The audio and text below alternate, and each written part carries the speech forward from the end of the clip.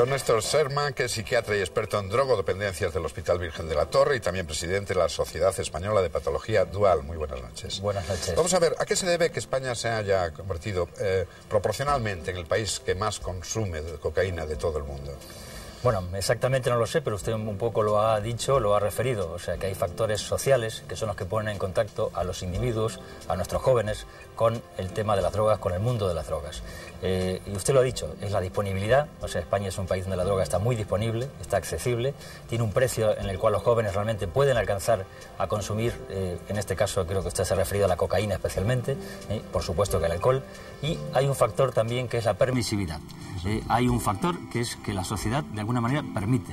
Hay un factor que es que la sociedad de alguna manera minimiza los riesgos de estas sustancias. Los jóvenes perciben que esto no es realmente grave, que esto no es un problema serio, que no va a dañar espectacularmente a su vida ni a su salud, y eso es de alguna manera lo que pone en contacto mucho más todavía esa oferta que hay de los... ¿Y es posible que esa tolerancia y esa permisividad que existe sea porque ya no se asocia a las drogas con la marginalidad o con la delincuencia? Esto es así, o sea que hay drogas que están asociadas históricamente con la marginalidad y la delincuencia, como los opiáceos, la heroína, que fue la gran epidemia en España en los años 80, y otras drogas que tienen otro tipo de contacto social, como por ejemplo son la cocaína, las drogas de diseño, y el cannabis es otro fenómeno ya mucho más extendido. ¿Por qué crea esa dependencia la cocaína? La cocaína, vamos a ver, dependencia la cocaína la crea en un grupo selecto, diría yo, de personas.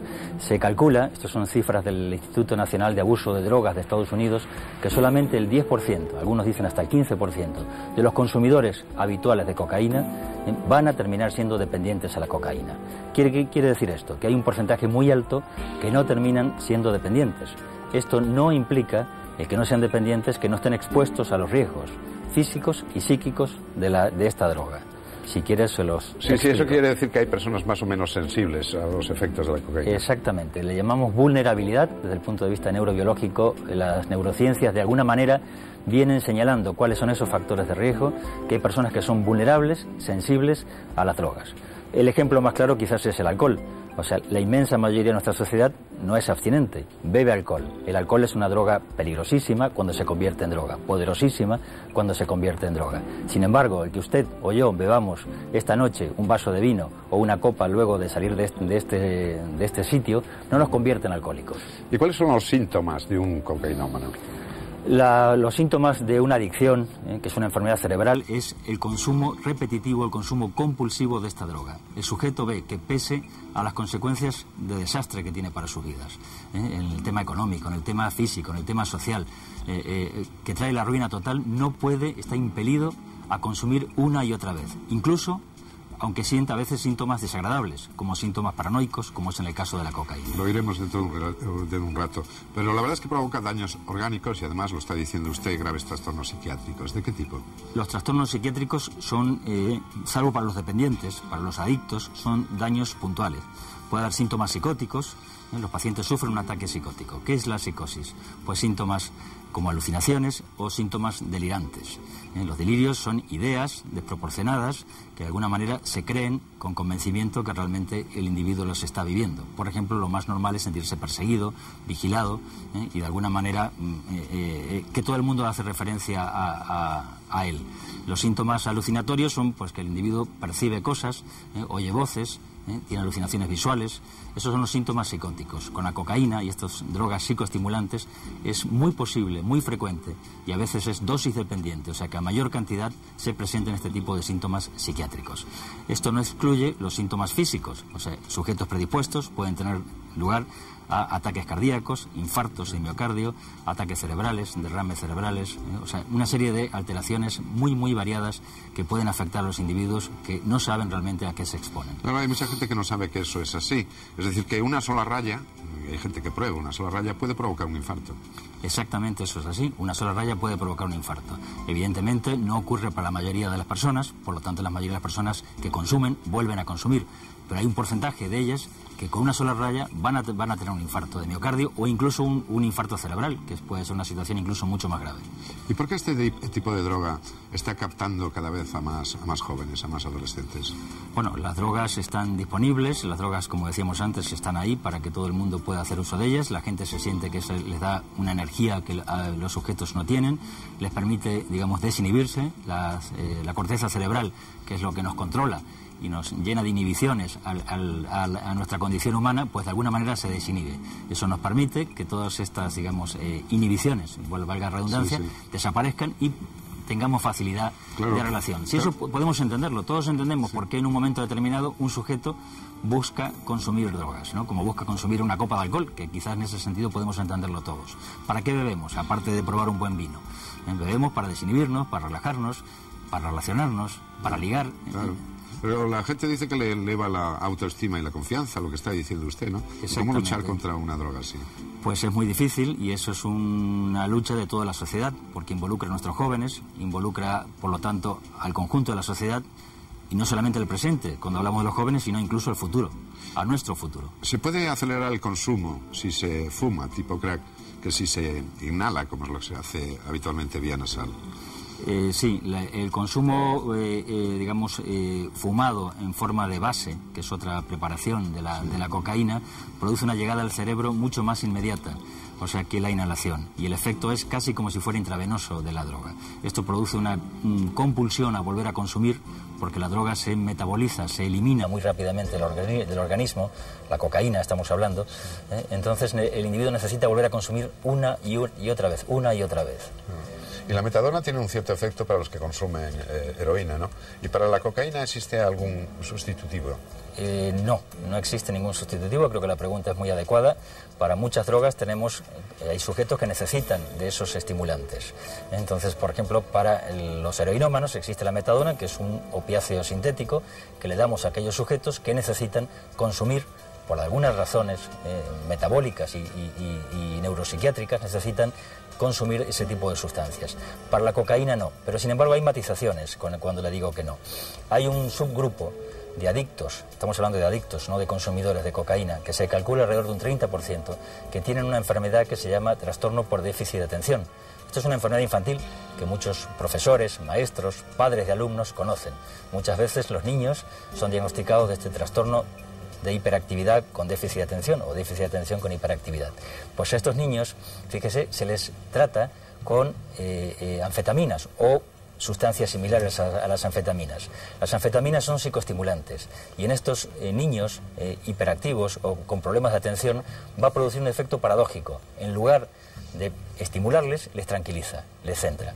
Pues bien, un grupo de adictos a la cocaína, un subgrupo bastante importante, alrededor de un 30%, no lo saben, pero padecen de este trastorno. Entonces son los sujetos que consumen una raya de cocaína para ir a trabajar, una raya de cocaína para sentarse por la tarde a comer. O sea, necesitan de esta droga para tranquilizarse, para centrarse, para trabajar, para funcionar, a diferencia del resto de los individuos que quizá la consumen de forma recreativa, como usted lo decía antes. Y como sabe usted, hay gente que cuando deja de consumir cocaína dice que ha tenido un choque. Un choque. ¿En qué se basa ese choque y cuáles son los efectos de ese choque? Vamos a ver, la cocaína tiene un efecto estimulante. Eso significa que el individuo se siente eufórico, con plenitud de facultades, con un sentimiento de euforia y energía muy importante. Cuando deja de consumir, los efectos son los contrarios. El individuo se siente muchas veces, si son adictos mucho más, se siente deprimido, se siente sin fuerzas, se siente sin ganas. El apetito que la cocaína disminuye, cuando la cocaína ha terminado el consumo, aumenta.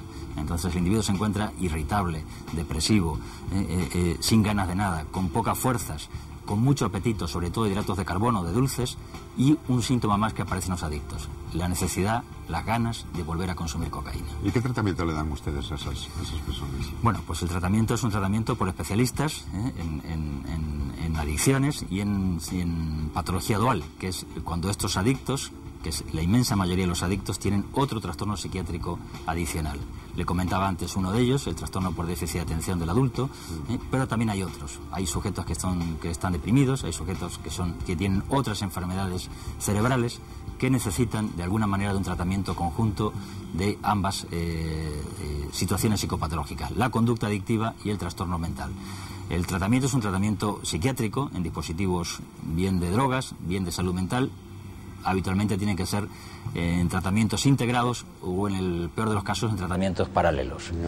Simultáneamente al consumo de cocaína también se consumen otro tipo de drogas, como el cannabis, como las llamadas drogas de diseño, como el alcohol. ¿Por qué este hábito de consumir varias drogas? ¿Por qué este policonsumo?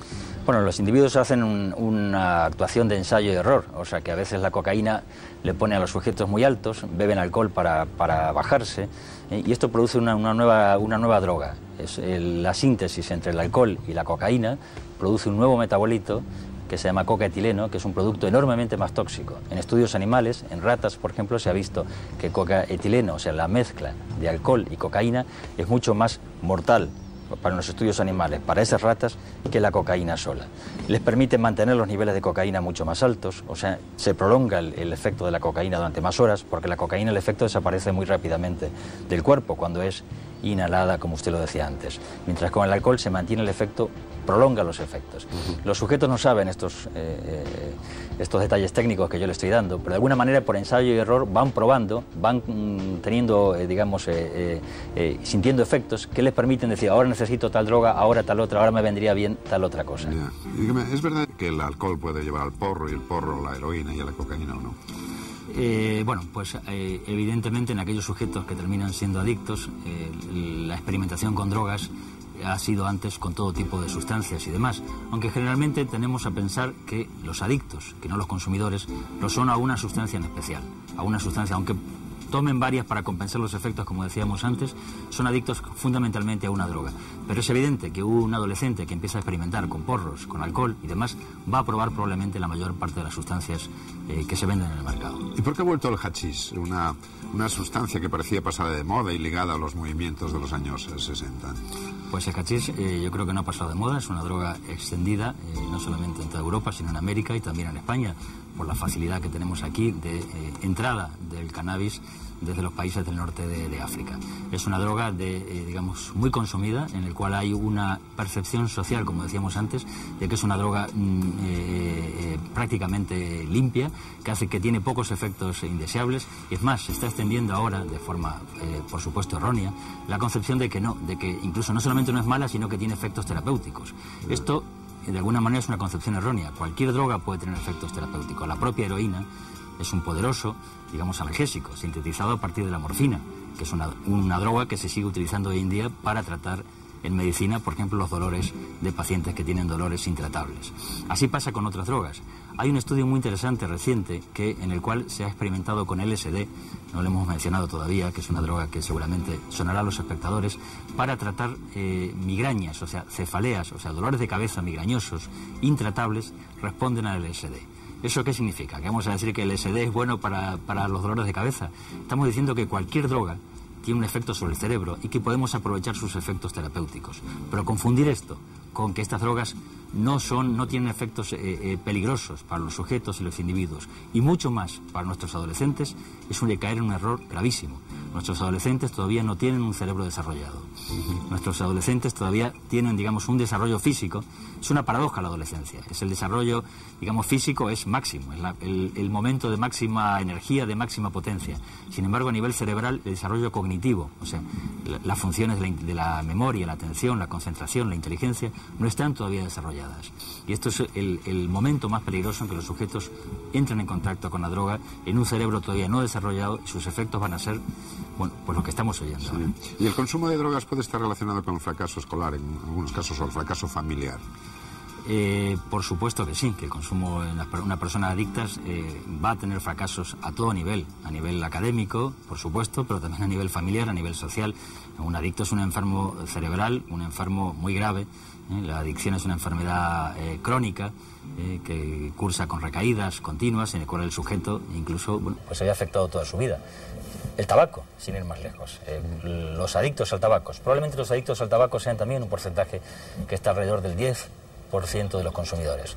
Pues el que es adicto al tabaco nunca más podrá volver a consumir un cigarrillo.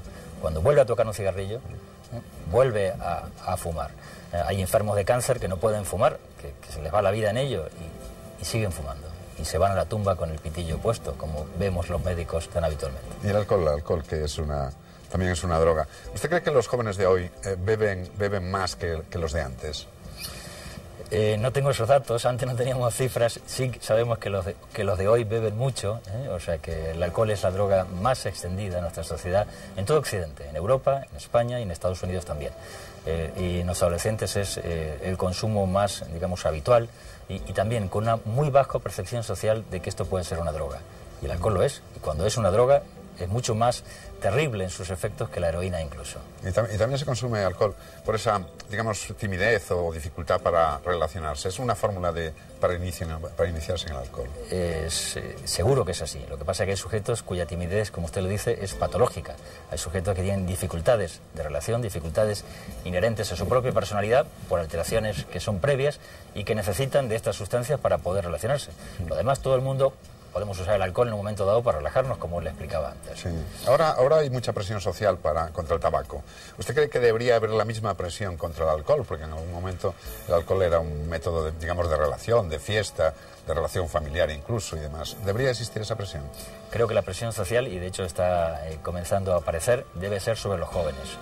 Digamos, creo en la libertad individual, que cada uno haga con su vida absolutamente lo que quiera. El tema del tabaco es que afecta no solamente al fumador, al usuario o adicto en algunos casos al tabaco, sino que afecta a los que no consumimos ese tipo de sustancias. En el tema del alcohol, si alguien bebe, si usted bebe en estos momentos, a mí no me afecta, pero sí en los jóvenes, como le explicaba antes, que no tienen todavía un desarrollo, debemos de tener, digamos, cautela, debemos de tomar medidas preventivas sobre nuestros jóvenes para que el alcohol no sea tan accesible ni tan fácil como hasta ahora ha sido. Lo creo firmemente. Ya hemos hablado de los efectos que causan el alcohol, pero bueno, esta sociedad tiene determinados problemas intrínsecos, como es el estrés, como es la ansiedad, como es la depresión, ¿no? Todos estos elementos pueden llevar también al alcohol o a las drogas. Con seguridad que sí.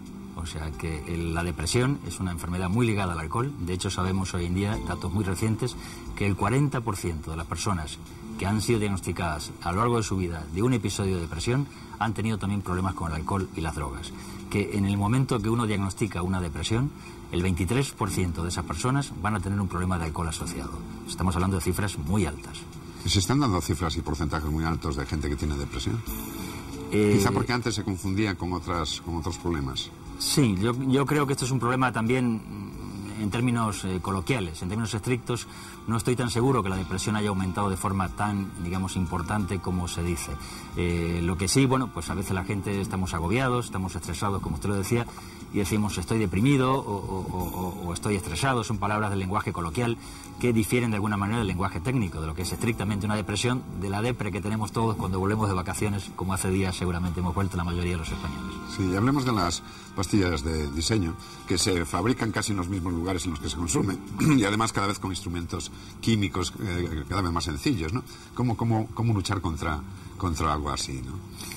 Bueno, pues es difícil. Desde el punto de vista de la medicina yo no sé cómo luchar contra el tráfico ni contra la fabricación. Para eso hay organismos competentes que deben dedicarse a ello. Nuestros jóvenes... la facilidad para obtenerlas, ¿no? Sí, eso es así. Nuestros jóvenes yo creo que es, de alguna manera, la educación que no debe centrarse solamente en los efectos, digamos, en los efectos perniciosos, sino en una educación clara, abierta sobre cuáles son los efectos, los beneficiosos, si es que los hubiera, y los perjudiciales. Y con esa información que los jóvenes puedan decidir.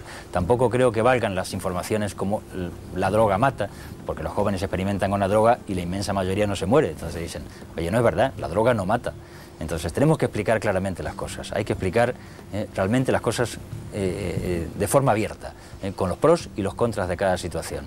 Pero en los jóvenes debemos de tener actitudes de alguna manera protectoras. No podemos digamos, hacer que los jóvenes puedan decidir sobre todas las cosas, como de hecho la ley no lo permite hasta los 18 años, tampoco debemos hacer digamos, que puedan decidir sobre problemas que ellos no tienen elementos para decidir. Porque si no matan, destruyen poco a poco. Así es. Eso es evidente, ¿no? Así es. Y son drogas estas también de diseño que se utilizan para comunicarse, como casi todos. Dice que tomar éxtasis es como jugar a la ruleta rusa, ¿no? ¿Por qué? Bueno, el éxtasis es una droga que, a diferencia de lo como le he comentado antes, produce en raras ocasiones adicciones. Por los propios efectos de la droga, que tiene un desarrollo de tolerancia, hay pocos casos de dependencia al éxtasis, pero es una droga que permite, como usted decía antes, la sociabilidad, el contacto, la desinhibición, las relaciones sexuales. O sea, es una droga que, bueno, que ha estado ligada incluso a movimientos musicales, a determinados tipos de fiestas. O sea, hay todo un movimiento, por lo menos lo hubo, y hoy en día, digamos, de alguna manera vuelve, en cierto sentido, la relación de este tipo de drogas de diseño, del éxtasis en particular, con un cierto tipo de movimientos musicales y movimientos festivos. Se comienza pues para probar, como casi todas las drogas, ¿no? Y efectivamente, como dice usted, la mayor parte de la gente que lo consume no se considera adictos, ¿no? Así es, la mayor parte de la gente que consume esto. Vemos los problemas, no los psiquiatras, no lo vemos en las unidades de adicciones, no los vemos, sino se ven en urgencias. Nuestros colegas que están haciendo guardias en los hospitales ven problemas de urgencias en relación a estas drogas de síntesis, que son problemas a veces mortales, que terminan en la muerte de estos chicos jóvenes que han consumido drogas y que tienen lugar, por ejemplo, a un infarto de miocardio, un derrame cerebral. El consumo repetido de este tipo de drogas, aunque no causa dependencia, no quiero decir, es muy importante señalar, produce destrucciones de ciertos circuitos cerebrales que pueden provocar alteraciones de la personalidad permanentes, persistentes, en las cuales los individuos quedan de alguna manera, como usted lo decía antes, destruidos para toda su vida. Esto es por el consumo persistente. Quizás no son adictos, quizás no consumen de forma compulsiva, pero aquella persona que consume de forma repetida durante un tiempo relativamente largo va a tener alteraciones persistentes y permanentes a lo largo de su vida. Hay que decir que hay 50 píldoras de distintos tamaños, colores y no sé qué, y que el colocón dura 6 horas. ¿Qué pueden hacer los padres cuando sospechan que sus hijos se drogan? Ya no digo con éxtasis en general. Pues tener una fórmula general es difícil, pero los padres deben de alguna manera entrar. Los padres muchas veces nos inhibimos en esta época sobre lo que hacen nuestros hijos. Parece que no queremos saber, no queremos enterarnos, no queremos de alguna manera ponernos en contacto con su situación. Parece que la libertad individual predomina sobre otras cosas. Creo que esto es un error, debemos estar en contacto con nuestros hijos, hablar claramente de estos problemas. Si ellos conocen más de drogas que nosotros, que nos lo expliquen, que nos cuenten lo que es, consultar con expertos, hablar con gente que sepan, con los profesores, que este tema debe de alguna manera incorporarse a la educación de nuestros jóvenes, sin lugar a dudas. Nos quedan apenas 2 minutos. Ese discurso que había de drogas duras y drogas blandas ha tenido su efecto social, efecto negativo social. Totalmente un efecto negativo, porque por ejemplo con el cannabis hay un efecto de eso, de que ahora no solamente que el cannabis no es malo, sino que de alguna manera el cannabis es terapéutico. Error gravísimo, y no porque no tenga los efectos terapéuticos usados en condiciones determinadas, sino porque las drogas, cuando se consume el cannabis de esa forma, va a producir efectos en nuestros jóvenes que no son los terapéuticos precisamente, sino todo lo contrario, va a afectar a la cognición de nuestros jóvenes, a la memoria de trabajo, al funcionamiento, al trabajo ejecutivo, al rendimiento de nuestros jóvenes académico y social. También existe ese discurso sobre la liberalización de las drogas, sobre la regulación, sobre la legalización de las drogas. ¿Alguno de estos elementos podría afectar positivamente, es decir, podría conseguir que se consumiese menos? Yo creo que en las medidas restrictivas. En las medidas restrictivas, veamos la ley del tabaco. Desde que la ley del tabaco ha entrado en vigencia en España, no sé cifras exactas, pero ha disminuido la venta de tabaco. Se quejan Hemos tenido muchísima mayor demanda de pacientes para dejar su adicción al tabaco. O sea, las medidas restrictivas son exitosas, son buenas y demás, mientras no restrinjan la libertad individual. Muy bien, pues el doctor Néstor Serman, que es psiquiatra y experto en drogodependencia y presidente también de la Sociedad Española de Patología Dual, muchas gracias por haber estado esta noche aquí con nosotros. Buenas noches y gracias a usted. Gracias y nosotros, como siempre, aquí la semana que viene, en Años Luz. Gracias, hasta entonces. Gracias.